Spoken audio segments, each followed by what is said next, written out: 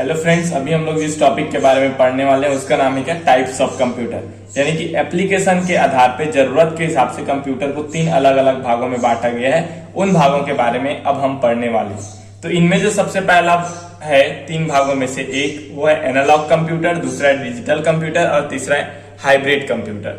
अब हम इसको स्टेप बाय स्टेप देखते हैं कि होता क्या है ये, इसका काम कैसे होता है, इसका हम कहाँ पे इस्तेमाल करते हैं। तो सबसे पहले हम बात करने वाले हैं एनालॉग कंप्यूटर के ऊपर। तो एनालॉग कंप्यूटर यानी कि वह कंप्यूटर जो कि भौतिक इकाइयों पे आधारित होती है।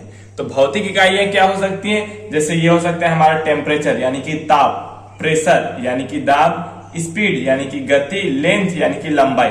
तो ये जो सभी मात्रक है ये क्या है, भौतिक इकाई यानी कि फिजिकल यूनिट। तो जो कंप्यूटर सिस्टम हमारे इन फिजिकल यूनिट पे आधारित होती है वैसे सिस्टम को हम लोग क्या बोलते हैं, एनालॉग कंप्यूटर बोलते हैं।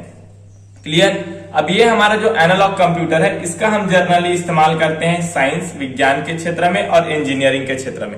यानी कि जिस क्षेत्र में मेजरमेंट आता है, मापने की बात आती है, और मापने की ये हमारी इकाई है टेम्परेचर, प्रेशर, स्पीड, लेंथ, लंबाई, ये सभी जो मात्रक हैं वो इस्तेमाल होते हैं साइंस और इंजीनियरिंग के क्षेत्र में।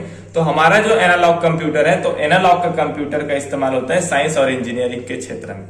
अगर हम इस कंप्यूटर के एग्जाम्पल देखें तो एनालॉग थर्मामीटर, ये भी एक तरीका का हमारा एनालॉग कंप्यूटर है।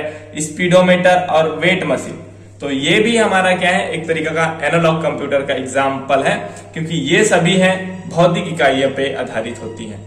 अगला जो टाइप है उसका नाम है क्या, डिजिटल कंप्यूटर। डिजिटल कंप्यूटर यानी कि वह कंप्यूटर जो कि अंकों पे आधारित है। अंकों यानी कि इसका जो कैलकुलेशन है वो अंकों के हिसाब से होता है, और दूसरा बाइनरी नंबर के हिसाब से होता है। यानी कि अगर ये कोई भी कैलकुलेशन करेगा तो वो 0 और 1 यानी कि बाइनरी नंबर सिस्टम पे काम करता है। तो इस तरीके के कंप्यूटर सिस्टम को हम लोग क्या बोलते हैं, डिजिटल कंप्यूटर सिस्टम बोलते हैं।